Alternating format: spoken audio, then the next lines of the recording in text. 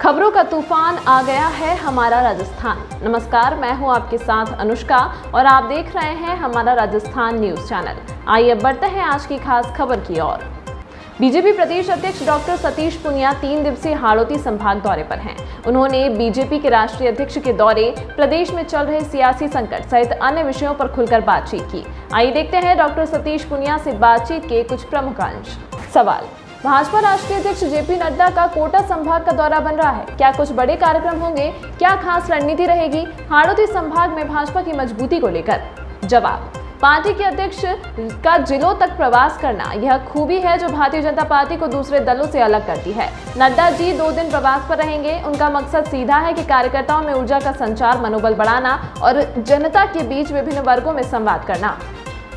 युवा प्रबुद्धजनों से संवाद करेंगे। पार्टी के युद्ध स्तर पर कार्यकर्ताओं से कनेक्ट होकर 2023 व 24 के लिए प्रेरित करेंगे। राष्ट्रीय अध्यक्ष का दौरा परिणामजनक होगा जो हमें 23 व 24 में ताकत देगा। सवाल: पार्टी मेवाड़, मारवाड़, बागड़ और हाड़ौती संभाग में सबसे ज्यादा ध्यान दे रही है। जवाब: पारंपरिक रूप से ये वो स्थान है जहां पार्टी के विचार को हमेशा तवज्जो मिली है। राजनीतिक रूप से परिणाम पक्ष में आए हैं और कार्यकर्ता भी समर्पित भाव से संगठन के लिए काम करने वाले हैं। उन कार्यकर्ताओं के बीच में काम करना, उनकी बात सुनना और वहां की जनता के मुद्दों को समझकर आगे बढ़ना। आने वाले समय में 2023 व आगे जब हम शासन में रहेंगे, शासन को सेवा के माध्यम से उस क्षेत्र की समस्याओं को केवल जिक्र तक नहीं, उनके समाधान तक ले जाने के लिए हमारा इच्छा रहती है।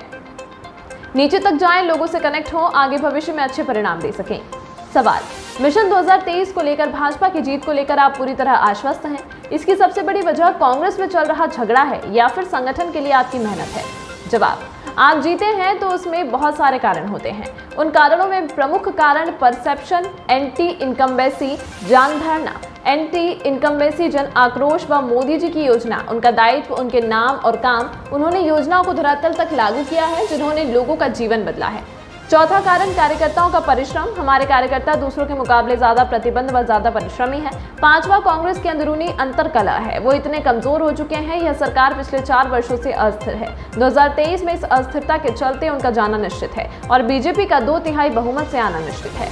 सवाल: भाजपा में गुटबाजी की चर्चाएं रहती हैं। हाल ही में आबू रोड में प्रधानमंत्री मोदी के मंच पर आप सहित पार्टी के सभी प्रमुख नेता मौजूद रहे। क्या यह माना जाए कि पार्टी सामूहिक नेतृत्व में चुनाव लड़ेगी? मुख्यमंत्री का कोई चेहरा नहीं होगा। प्रधानमंत्री नरेंद्र मोदी और कमल के फूल पर 2023 का चुनाव होगा। जवाब: ये पार्टी का विशेष अधिकार है। मोदी जी का नाम और काम इतना सक्षम है, कमल का फूल चुनाव चिन्ह इतना स्वीकार्य है जिसको लेकर हम लोग आगे बढ़ते हैं। स्वाभाविक तौर पर जो चर्चा गुटबंदी की आती है उसके कांग्रेस की तुलना की जाती है, लेकिन हम कोसों दूर अच्छे हैं। बीजेपी के लोग पार्टी के अनुशासन, संसदीय दल के निर्देशों से बंधे हुए हैं, इसलिए जब भी कोई ऐसा अवसर आता है तो हम सब एकजुट होकर पार्टी के निर्देशों की पालना करते हैं। कांग्रेस का झगड़ा स्थापित है। 4 साल तक वो झगड़ते रहे, 50 दिन बाड़े में बंद रहे, राजद्रोह के मुद्दे दर्ज हुए, पीसीसी चीफ व डिप्टी चीफ मिनिस्टर को बर्खास्त किया गया। आज भी उसी तरीके की जंग उनके बीच में जारी है। भारतीय जनता पार्टी के लिए एडवांटेज भी है, एक कारण बनेगा बीजेपी के रास्ते को सुगम बनाने के लिए। यही खूबी है जो भारतीय जनता पार्टी को दूसरे दलों से अलग करती है कि पार्टी का राष्ट्रीय अध्यक्ष और जिलों तक प्रवास करे और वो भी 2 दिन तक। उनका मकसद सीधा है कि कार्यकर्ताओं में ऊर्जा का संचार, मनोबल बढ़ाना और जनता के बीच विभिन्न वर्गों में संवाद करना। पारंपरिक रूप से ये वो स्थान है जहां पार्टी के विचार को हमेशा तवज्जो मिली है, राजनीतिक रूप से परिणाम पक्ष में आए और कार्यकर्ता भी बहुत समर्पित भाव से संगठन के लिए हमेशा काम करने वाले हैं। कि कई कारक होते हैं, जब आप जीतते हैं तो उसमें बहुत सारे कारण होते हैं, लेकिन उन कारणों में जो प्रमुख कारण है, एक तो परसेप्शन, एंटी इनकम्बेंसी, जनधारणा, एक एंटी इनकम्बेंसी, जन आक्रोश, और तीसरा कारण है कि मोदी जी की सरकार ने, मोदी जी की जो व्यक्तित्व और कर्तृत्व है उसने, उनके नाम और काम ने योजनाओं को बहुत धरातल तक लोगों तक लागू किया है। ये सब हैं जिन्होंने लोगों का जीवन बदला है।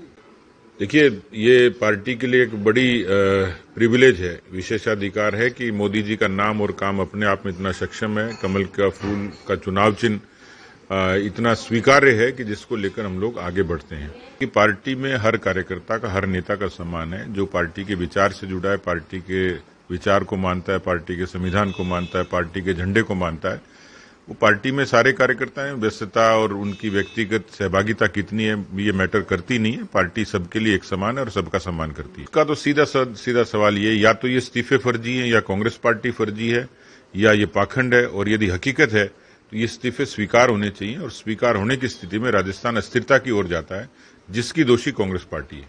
ये कांग्रेस पार्टी के शासनकाल के कानून व्यवस्था की वानगी है। राजस्थान इस समय अपराधों की राजधानी हो गया और कहें तो राजस्थान की बजाय अपराधीस्तान कहें तो ज्यादा बेहतर होगा।